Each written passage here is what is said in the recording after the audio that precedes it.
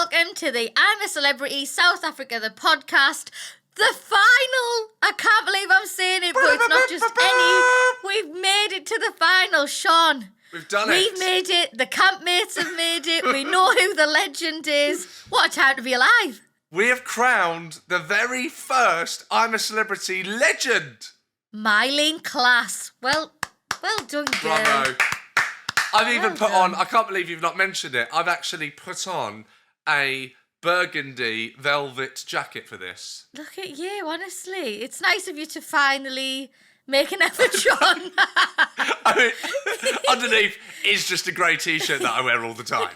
But, you know. You made an effort for the final. It's exciting. I'm sad that it's over. I'm sad the podcast's over. Yes, of course. But I I'm know. Just so I've loved happy. hanging out, by the way. I know I have. I'm going to miss our chats about the bush. I know. Again, you say you're going to miss our chats. I'm coming up north. I'm just going to be hanging about. Nice. You going to invite me around for dinner? Yeah, of course. So yeah. Anyway, about today, we've got loads to get through, Sean, because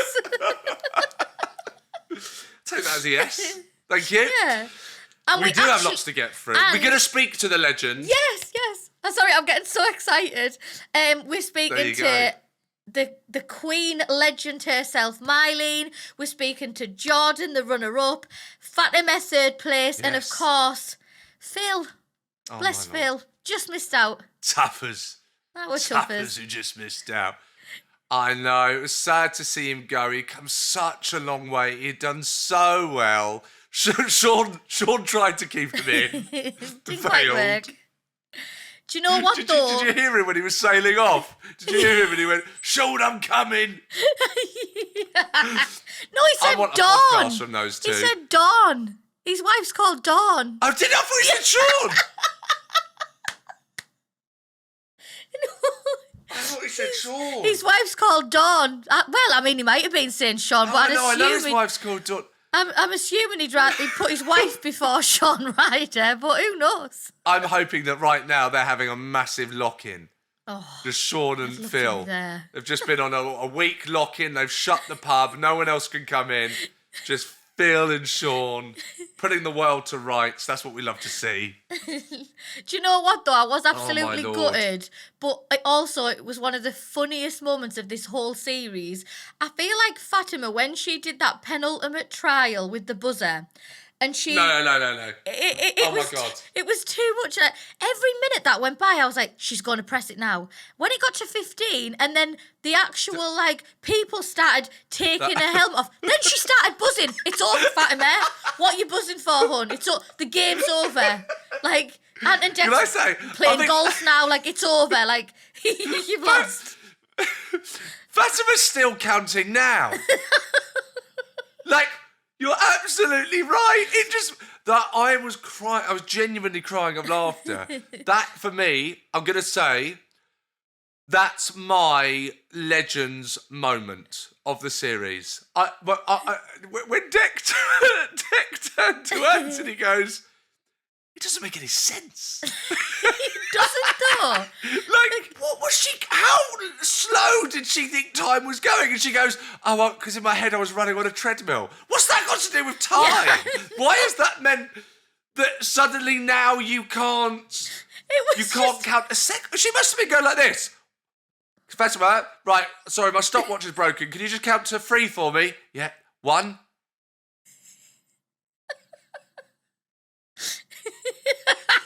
Two. I think however you've been taught to count time is wrong. I think her clock at home has run out of battery. She hasn't realised. She thinks that's how slow time goes. You need to get a new clock, Fatima. That was absolutely hilarious. It was just when, Deck was like, how do you think yous have done? Bearing in mind, she didn't press the button until the trial was over, and she was like, I really don't know. Really, Fatima? You really don't know? But I think surely you know that you went out. Surely you know you're now not in the top 2. But she still was just God, I have no idea. I know. Feeling. Do you know what though? Well-deserved third place, because I think, she from the Yes. start, she's been an absolute powerhouse, and like I think she deserved to at least have the chance to be in the top 2. But I was so pleased that Yeah. Jordan was from the start. I wanted him to be in my top 3 as I was in the jungle with him originally in 2016, and I was just so happy because he came out 9th when he was in with me, and I felt like Wow. no one really got to see who he was. So I'm pleased that now everyone has got to see, like, just the wonderful man that he is. He's bursting with personality. You can't hide from who you are in the bush. He was just clearly such a lovely guy. I'm so jealous that you're getting to speak to him and I'm not. Because I'd really love to meet him. I look forward to meeting him. He just came across as such a top guy. I'll tell him you said hello.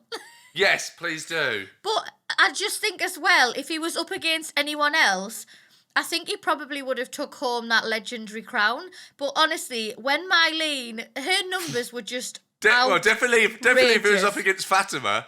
Oh, she'd have just put 1. And then they go, why have you only put 1? She go, no, I'm not finished. I'm counting. I'm counting up to. So, yeah, no, I know. So, but you're absolutely right about that. I think you're right. I hadn't thought of that. If he would have won had he not gone up against Myleene. You're absolutely because right. her numbers were ridiculous. She did like 40 fermented tofu, 60 mice tails. She did 6 nice tails. 6 chicken intestines, 3 century eggs, and 5 sow teats. I mean, what a banquet. Which one for you? Because you have not stomached. Or probably more than one. But there was one for me and I was like, that's Oh, me really? Well, I've done a few of the eating trials, and Myleene, that was her first ever eating trial. So, I mean, kudos to her. That's amazing that she smashed that straight away. But for me, my worst thing that I ate in there was a fermented egg.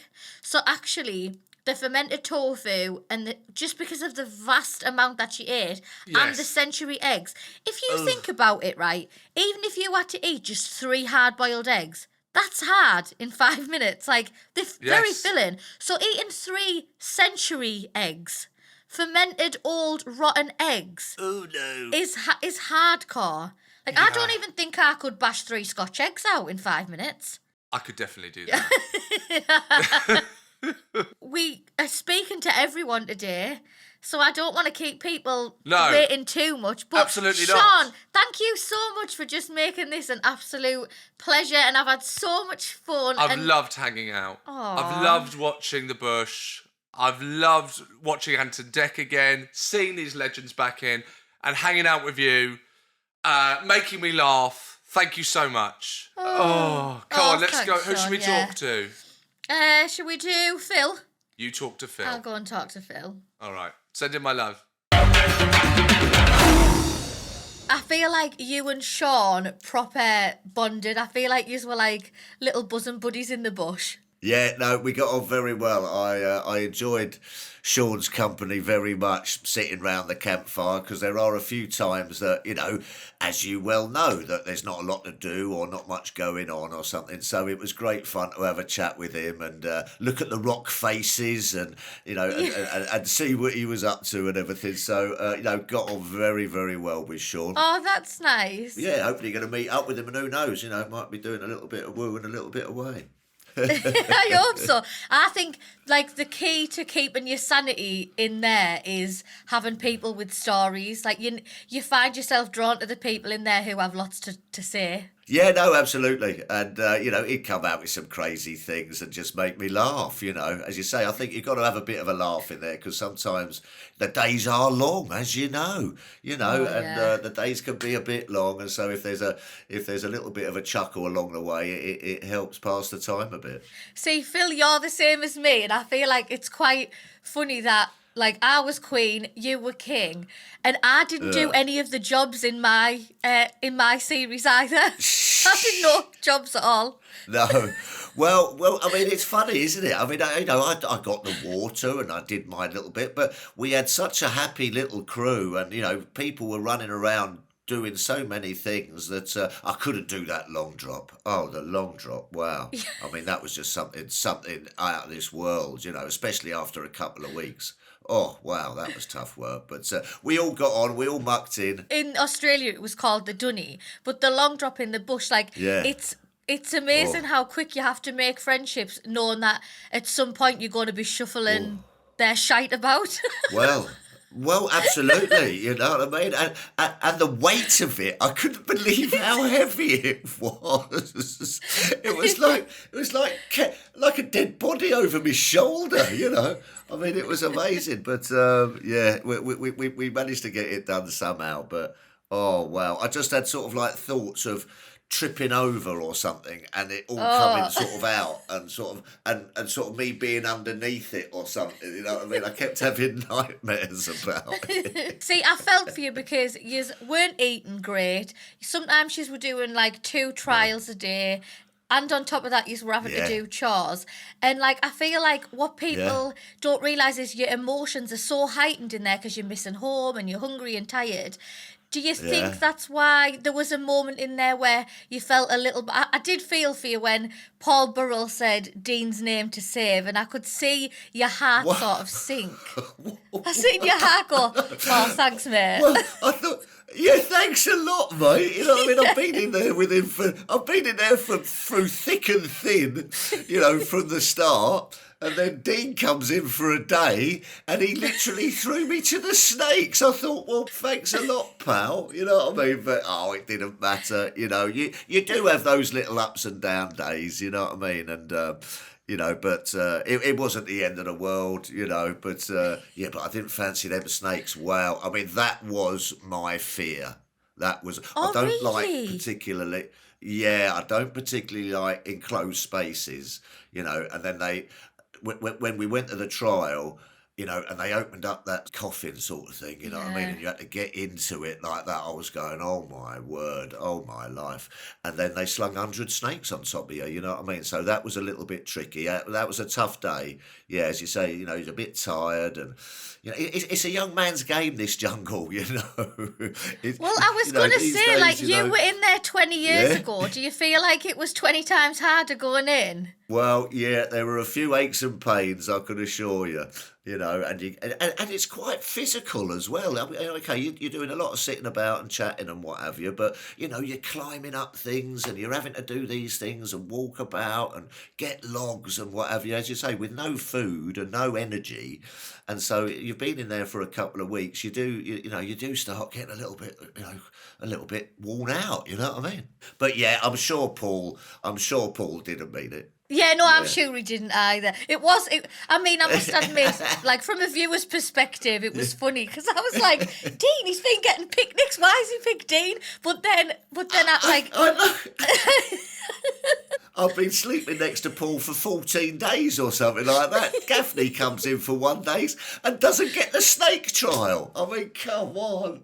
Phil, you were literally made king of the jungle, and I know that lots of people went in for different reasons. What made you say yes? What possessed you to do it? Well, it was a no-brainer for me. Absolute no-brainer. I mean, I thought back to those, 20 years ago, and the memories are still so vivid, I mean, it was such an experience. It was just one of those once in a lifetime, or now twice in a lifetime, things that you get offered to do. So absolute no-brainer for me. Loved every minute of it. Well, Phil, you're still a king in my eyes. There's just one more thing to say to you. You're a celebrity. Yeah. Get yourself out of here. Fatima, hello. Thank you so much for coming on the podcast. No, look, it's an absolute pleasure, and it's a privilege to be speaking with you too, Scarlett. I've followed your career, and it's amazing. Well done. Congratulations. Oh, cheers. You're infamous for that cockroach incident. Iconic moment, that. I've heard that you've still got it. I have. It's funny, really, Scarlett. What happens is whenever I go to talk with the kids in the schools, and I did just recently went back to where my primary school was when I was living in children's homes, and it's their 70th anniversary there at Dilk School. And they asked me would I come and talk to the kids. So I said, yeah, that's great. I'll come. And I always take along with me all my medals and of course an Olympic scarf with the rings on it, and the cockroach. Let's make this quite clear, though: the cockroach was dead before I had it put into resin. So the kids always say to me, "Look, can we have a look at the cockroach?" They're not really, because they're so young, they don't know. Their mums and dads would know who I am, but not as an athlete, but not the kids. So it's interesting, they love to see the cockroach, and that was a very iconic moment. And although it wasn't a pleasant one, I can remember it took about 40 minutes before this actual cockroach came out, and they said, "Well, where's this cockroach?" I said to the doctor, "Where's this cockroach going to come out from?" So he said, "Well, it can come out of 4 different places." He said, "Either your ears, Oh, your nose, your mouth, or your eyes." oh no, Fatima, what? Yeah, I freaked a little bit because the cockroach went straight up. My head was quite low down. So when they swooped down, it came straight up, shot right up the nostril, and went to the back of the ledge behind the eyes. And I could feel this little furry legs moving around all the time. And it was a sensation was like someone had shaken up a fizzy drink and he was exploding in there. You're so brave. Like, I feel like even that, like, when I remember watching you, and you were still very calm about it, but I feel like that, Yeah. do you think that's because you're an Olympian? Do you feel like under pressure you are just very calm? Well, there's a combination of things that are going on here, Scarlett, because, I mean, my early days, as we've all found out, that I spent the first 14 years in children's homes. And part of that was learning to be a survivor. And it's really key when you're in that situation, knowing how to deal with your emotions, and at such a young age as well. So, I mean, it's very tough. And part of that is having a steeliness about you, so an inner strength. So when all else fails, I mean, a lot of people, they don't realize that they're at their limits, and then they start getting very stressed and screaming and shouting. For me, it's all about control. It's about the mindset working, and it's about my inner strength pushing through. So it's a kind of combination of that from being an athlete and that of my early days in childcare. So yeah, I guess I'm a toughie. And the other thing, Scarlett, is that I do have my own beliefs and my own values, and I stick rigidly by those because they really define who we are as people. I think it's really important to be able to know who you are, because if you don't know who you are and you don't believe in yourself, then why the hell should anybody else, Oh, Fatima, honestly, I feel like you should just do speeches everywhere. I feel so, like, motivated by what you're saying. And when you're saying that you have, this discipline, especially in sport, how did you Yes. feel then when, you were so close to getting to the top 2, and then that trial with the buzzer? I was like, Yeah. I was like, what's happening? Because as the minutes went I on, I was know. like, no, she's going to press it now. She's going to press it now. I would have loved my bestie there, Carol, because she's the numbers lady. And I've never in my entire life had to count to 6 minutes. So I just naturally thought I'll go count to 60. And in fact, once you start getting into double syllables, then the time takes longer. And as Carol's explained it to me, she said, I said to her, "Carol, I think I went out really on a silly situation because I felt that had I got through, I would have been a massive contender because I don't fear anything where eating's concerned or drinking, and I would have gone for the jugular. But that wasn't the case. So I mean, I'm privileged to have been able to have been there in the first place, and I'm really happy that I did as well as I did. But it was a silly mistake not knowing how to count to 6. And if Carol had this experience before somewhere along the line, I would have known you just go 1 and 2 and 3 and 4. And when you get to 10, you start again, 1 and 2 and 3 and 4. Yeah. And I would have probably have been much closer on target. But that's the name of the game. That's what exactly it was all about. It wasn't so much the critters that threw me. It was the fact that I didn't count properly. Myleene was my younger self in that respect. And she would have probably met her match when that came to the eating one, because I would have gone. When you're at that stage, Scarlett, you don't, you don't think about writing down the lesser amount of numbers with what you think. You go for the jugular. You go for all of it. You're there to give it your best. You've gone through the worst part of it, the worst and the best part of it, and this is the do or die bit. So if you're going to do it with style, and just go for the lot. I would have just written down the whole amount and just gone for it. And if it wasn't to be, it weren't to be. But yeah, sadly, I didn't get to that stage. I feel robbed that we didn't get to see that, actually, but you did yourself so proud. And like I say, everyone has said such warm words about you. Like, the nation will fall in love with you all again. It's really lovely to be a part of it. Jordan, welcome to the podcast. Hey, thanks for having me. No, thank you for coming on. It feels like so lovely because I was so proud of you. And from the first episode, when I had to decide who my top 3 was, you were in there straight away. I just felt like last time in 2016, I felt like you were such a powerhouse and you're so kind and so good for morale and you're so lovely. But I just think the tiredness got the best of you. And I was really pleased that you got to show actually who you were to everyone again. Yeah, do you know what, Scott? I'll be honest with you.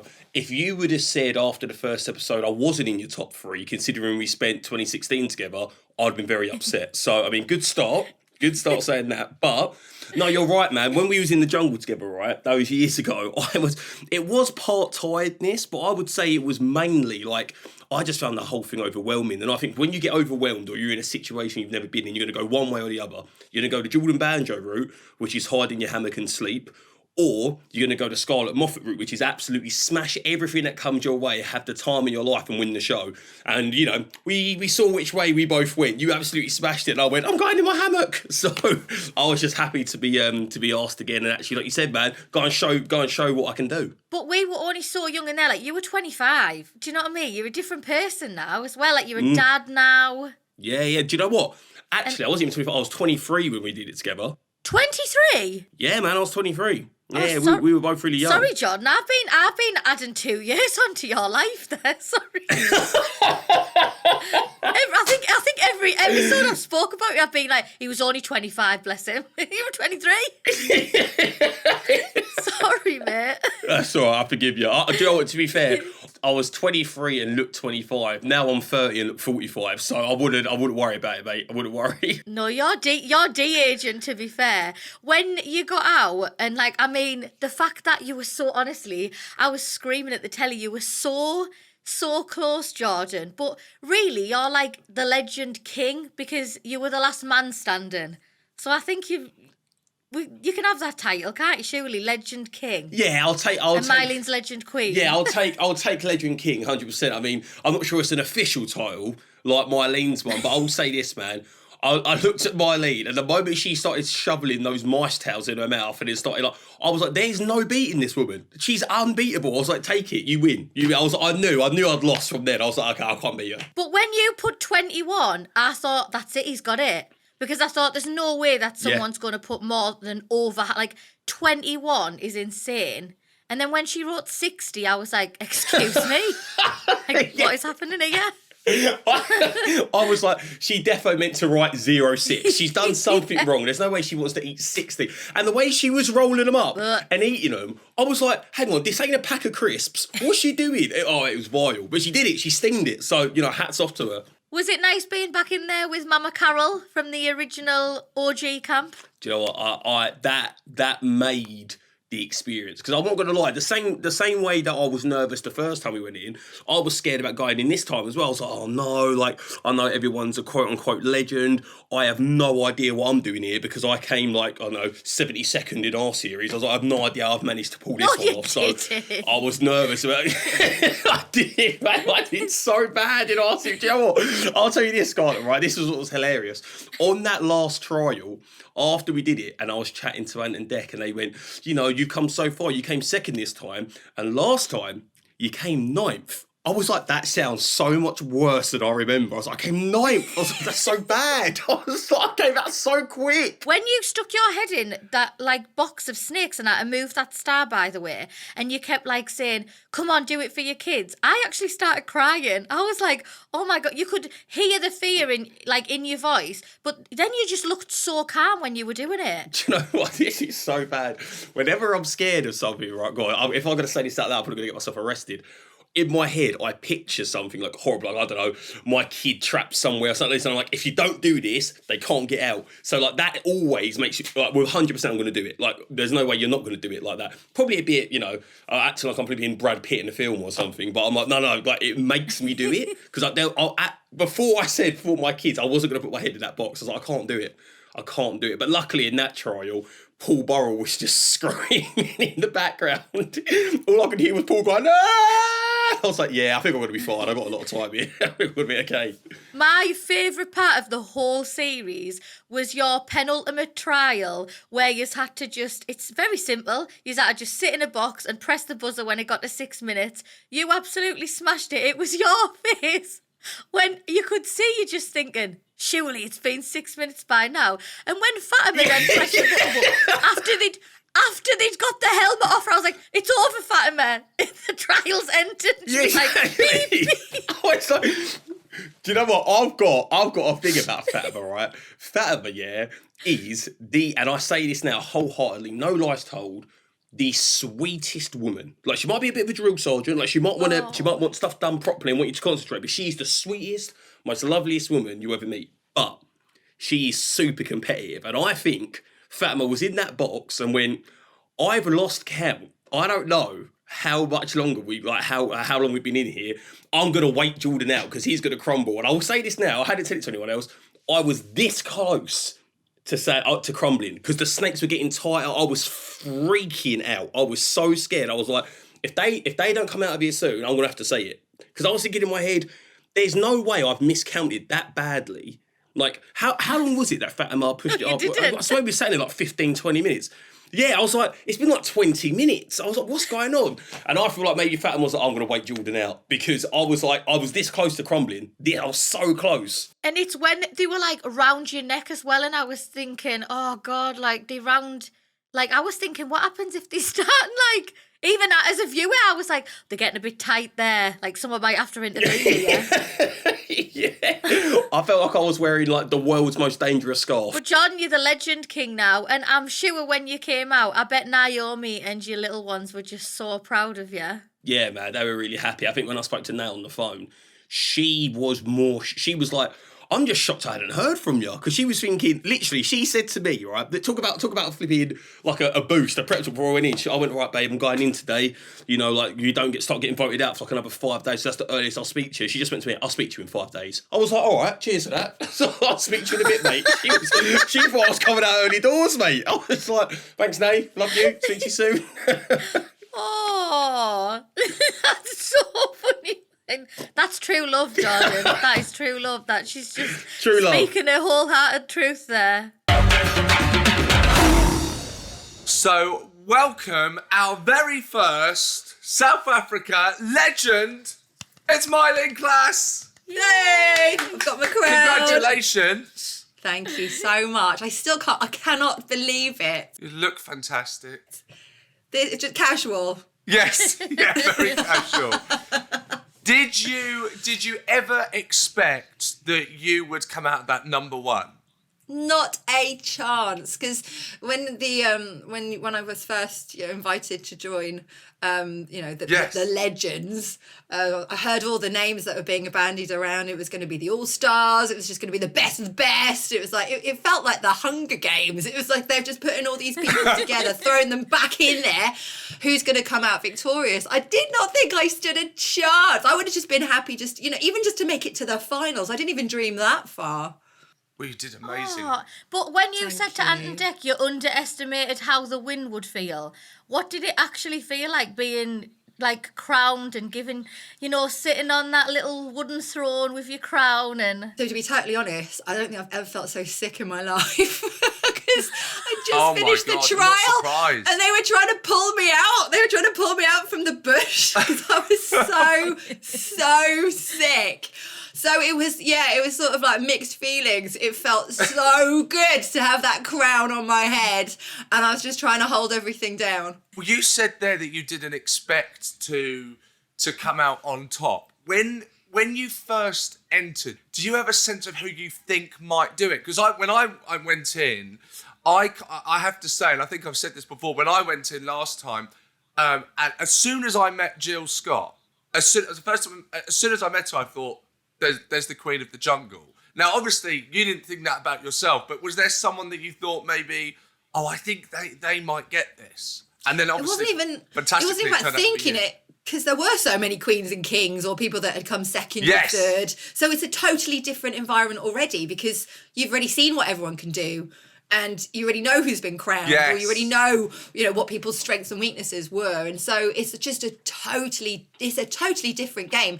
And then Ant and Dec, they came along and they said, look, everything's going to be bigger and everything's going to be scarier. And you think, well, how much scarier can it be? And then if you think that when they do the walking the plank in Australia and you can still see the cars and you can still see all the other skyscrapers and all the skyscrapers are of a similar height, our trial, the World's End, was 1,100 feet in the air. And I still had to go and draw up a graph because I couldn't figure out the maths. What does that actually mean? It's 11 Big Bens. It's 11 Big Bens. Is it 11? Oh my God. My word. So it's just one Big Ben would have been enough for Australia. In Africa, they stuck us on top of 11 of them. You couldn't see people, you couldn't see cars, you couldn't see houses.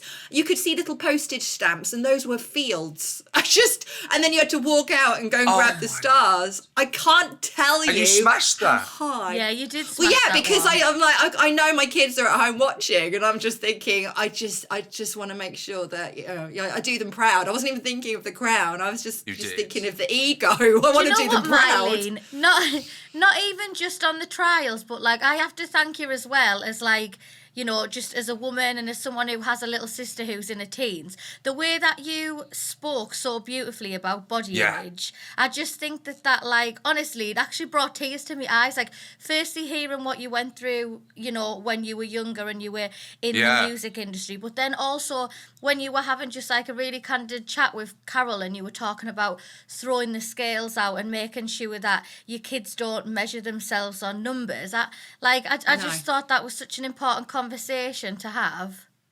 Thank you. I think that as a woman in this industry, I was in the jungle 17 years ago, and I will always have those pictures compared. And that's the thing with being a woman, as you know, Scarlett, that you... And Sean, you'll have your own views on this. Women in general are always compared to our younger selves, like that is supposed to be, some kind of a benchmark that women mark ourselves by. And as we grow and as we get more experiences and as we cultivate our talents and we try and, turn into the people we want to be, that's not necessarily something that's celebrated. It's like the words that are directed at women, oh, that's so mum, don't wear that. When did mum become a weak word? Mum is the most powerful word there is. Mum is like the matriarch of the household. Yes. Oh, you sound a bit like mum. Or, when did people just using the word mum be such a negative word? And for women, running like a girl or acting like a girl, it's always just such a derogative term. And I'm like, when did that ever happen? Because the female of the species has always been the strongest. And I've always raised my girls just to believe in their strengths. And I don't want them looking at scales thinking, is that what my value is? Is your values in your hands, in your talent, in your thoughts, in your brain, and how you make people feel. And that's where it comes down to. And we're always reduced down to just an image, or who looks the youngest, who looks the nicest. It's so reductive. This is why you're a legend, Myleene, for so many reasons. Do you know what? I want to show you something. My children, when I went in, they made me these necklaces, and I'm going to show them to you because people keep asking, where can I buy your necklace? And my kids made them, and I want to just show you. So these are our mantras. In our house, we've got little mantras that we're like, when we leave the house, we say these to each other. Scarlett will love this. She's all into this. This is the first one. This is have fun, don't die. Always a good mantra. I'm going to use that one. If they've got an exam, that tattooed. Yeah. Well, you should maybe get the Latin translation, so it sounds a little bit deeper. But have fun, don't die. And so that's what I was wearing around my neck. And then this one is what I say to my children when they're not too embarrassed to have me drop them off at school. And it's catch the kisses. So catch the kisses, catch the kisses.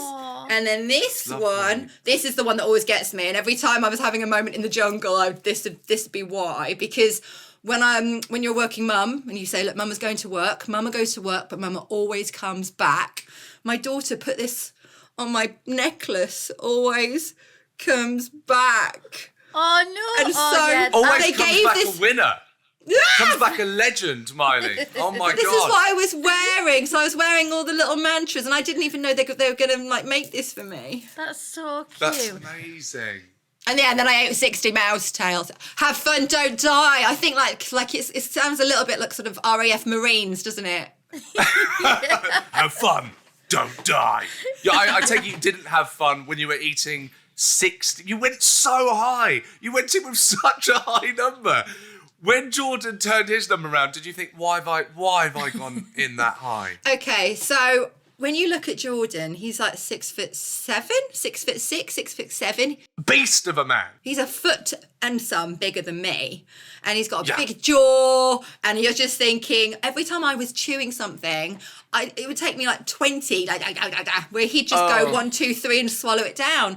So I thought, I'm going to have to go hard or go home. I'm just going to have to go to the absolute max. It's the only way that I'm going to actually be able to get one over here. And it was ridiculous. When I look back, 60 is too much of anything. What I found out afterwards is the most that anybody has ever eaten of those fermented tofus is 7, and it's the games master.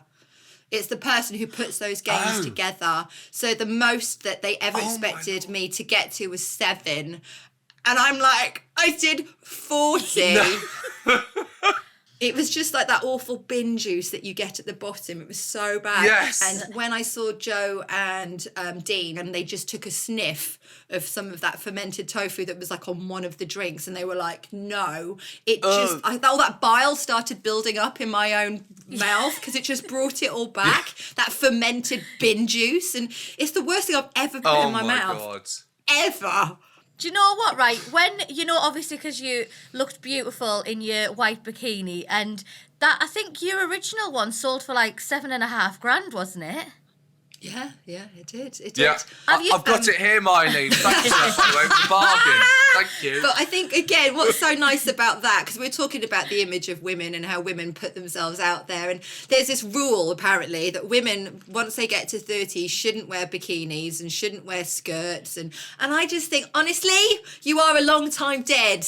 Just wear what you want. Go out there and have those experiences, and I think the only way you can actually make that clear to your own children is just by doing it. You can say it all day long, but they don't, as you will learn, a lot of it just goes in one ear and out the other. So just to show them that women can be, bold and unapologetic. You don't have to apologise for who you are. Get out there, wear the bikini if you want to. And that's what I did. I brought it back into the jungle. I think I brought 5, 6. You are a legend. You are the first South Africa legend. We loved you. The public loved you. Your campmates loved you. And all I've got left to say is congratulations and have fun. Don't die. Yay! Thank you. Oh, what would be nice? You can have the World Championship gold medal and a little bee.